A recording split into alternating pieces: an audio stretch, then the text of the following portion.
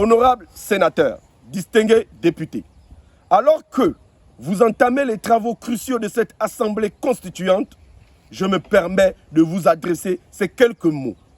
Non pas en tant qu'observateur extérieur, mais en tant que citoyen profondément attaché à l'avenir de notre cher pays, le Gabon. Aujourd'hui, la responsabilité qui pèse sur nos épaules est immense. Vous êtes ici pour façonner l'architecture de ce qui sera la nouvelle République gabonaise. Une République qui devra répondre aux aspirations profondes du peuple et non aux intérêts de quelques-uns. Quand on sème des épines, on ne marche pas pieds nus. Ce proverbe africain nous rappelle que les choix que vous ferez au cours des prochains jours auront des conséquences directes sur l'avenir de notre pays. Si ces choix sont guidés par l'égoïsme, par la quête de privilèges ou de pouvoir, nous risquons de récolter l'injustice et la division. Cependant, si vous choisissez de mettre en avant l'intérêt supérieur de la nation, alors vous aurez pavé la voie vers la paix, la stabilité et la prospérité. Le peuple gabonais a longtemps souffert de la gestion hasardeuse et des intérêts personnels qui ont trop souvent pris le dessus sur le bien commun. Aujourd'hui, il est temps de tourner la page. Vous avez été choisis pour siéger dans cette assemblée, non pas pour représenter vos intérêts, mais pour être les garants de l'unité, de la justice et du progrès de notre nation.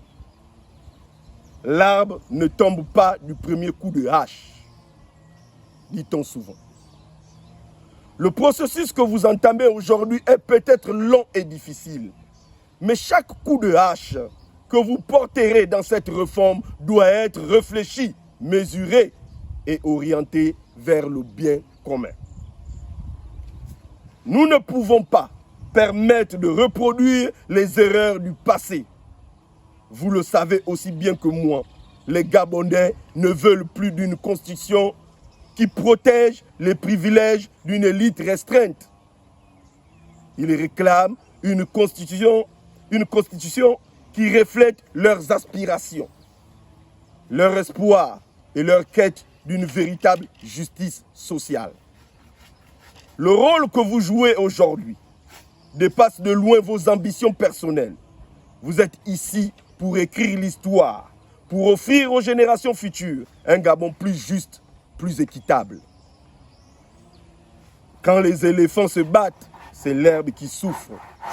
Ce proverbe nous enseigne que les luttes de pouvoir ne servent qu'à affaiblir le peuple, tandis que ceux qui se battent ne ressentent pas les mêmes douleurs. Il vous revient, en tant que représentant du peuple, de faire en sorte que les travaux que vous menez ici ne soient pas un combat d'intérêt ou de pouvoir, mais une collaboration harmonieuse visant à élever le Gabon. Vous êtes aujourd'hui les architectes de notre avenir et chaque mot inscrit dans cette nouvelle constitution doit être une brique pour bâtir une nation plus forte, plus unie. Le Gabon traverse une période de transition, une période de renouveau. Le peuple a placé ses espoirs en vous et c'est à vous de ne pas le décevoir. Voilà pourquoi cette constitution doit répondre aux besoins de tous et non de quelques-uns. Les Gabonais, du plus riche au plus pauvre, doivent se reconnaître dans les articles de ce texte fondamental. Ils doivent sentir que cette nouvelle république leur appartient, qu'elle est bâtie pour eux, pour leurs enfants et pour les générations à venir. Le président de la transition, le général Brice Oligui Nguema, vous a confié cette tâche avec une confiance profonde. Il sait que cette constitution sera soumise au peuple par référendum et qu'il est crucial qu'elle soit la plus juste possible. Vous avez la chance, honorables sénateurs et députés, de marquer l'histoire posant les jalons d'un nouveau Gabon. Un Gabon où l'État n'est plus un instrument d'oppression, mais un outil au service de tous. C'est en ce sens que je vous exhorte à rester patriote, à garder à l'esprit l'intérêt supérieur de la nation et à travailler dans un esprit de solidarité nationale. Le baobab ne devient pas grand tout seul.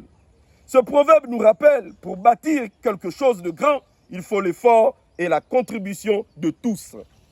L'avenir de notre pays ne repose pas seulement sur un homme, un parti ou une faction, mais sur l'effort collectif de chaque Gabonais. De la même manière, la Constitution que vous allez élaborer ne doit pas servir une poignée de privilégiés, mais bel et bien l'ensemble de populations. Honorables de la transition, je vous exhorte à méditer sur ces paroles et à vous rappeler que le peuple vous observe. Le Gabon ne vous demande qu'une seule chose. Faites primer la patrie sur vos intérêts personnels. Quand les mains se joignent, les montagnes se déplacent, dit-on souvent. Ensemble, unis dans cette assemblée constituante, vous pouvez, vous devez écrire une constitution qui transcende les divisions, qui assure l'unité et la paix et qui donne au peuple gabonais l'espoir d'un avenir meilleur.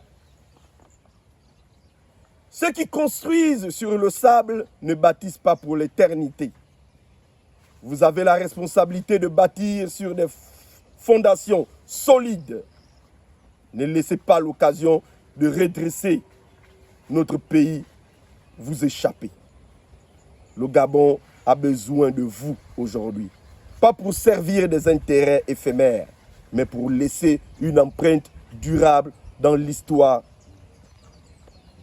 Que votre travail au sein de cette assemblée constituante soit guidé par l'amour de la patrie, par le sens du devoir de servir le Gabon avant tout. L'histoire vous jugera, mais avant tout, le peuple gabonais vous juge déjà. Soyez dignes de la confiance qui vous a été accordée. Je vous remercie. Que Dieu bénisse notre pays. La révolution viendra du Mapan.